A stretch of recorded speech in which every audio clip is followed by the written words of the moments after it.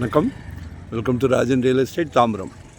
இது எங்கன்னா நம்ம பாரத் யூனிவர்சிட்டி, அந்த ஜியான் ஸ்கூல், அதுக்கு அடுத்தது அந்த காசா கிராண்டே இண்டிவிஜுவல் வில்லா போட்டிருக்காங்க.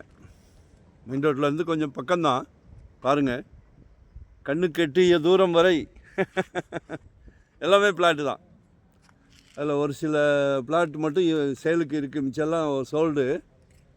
ஸோ சின்ன சின்ன இதாக தான் பிரிச்சுருக்காங்க, உங்கள் சக்திக்கு ஏற்ற மாதிரி. உங்கள் அன்பு மகள், ஆசை மகள், செல்வ மகள், உங்கள் அன்பு மனைவி, உங்களில் பாதி தானே. நாளைக்கு வீட்டுக்கு விளக்கேற்ற வராங்களே உங்கள் வீட்டு மருமகள், அவங்களும் உங்கள் மகள் தானே. இப்போல்லாம் சம்பந்தி வீட்டில் மகனுக்கு பேச போனால் மாப்பிள்ளைக்கு சொந்த வீடு இருக்கான்னு கேட்குறாங்களே. எல்லாத்தையுமே வாங்கி கொடுத்து பழக்கப்பட்டவர் வீட்டு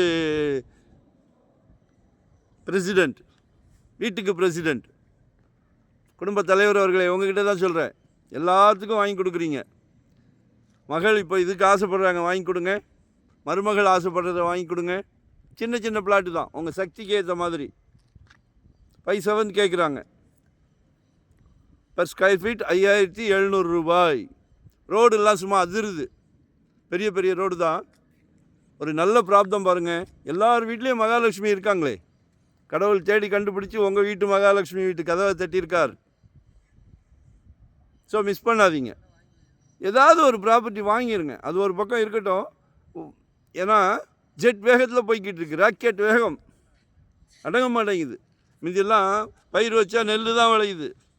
இப்போல்லாம் அப்படி இல்லை, பொன் விளையுது. ஸோ வாங்கி போடலாம். நமக்கு ஏதாவது ஒரு வகைக்கு தேவைப்படும். குழந்தைங்களோட கல்வி செலவுக்கு, இல்லை திருமண செலவுக்கு, அதையெல்லாம் தாண்டி வந்துட்டிங்கன்னா ஒரு அரண்மனை கட்டிடுங்க.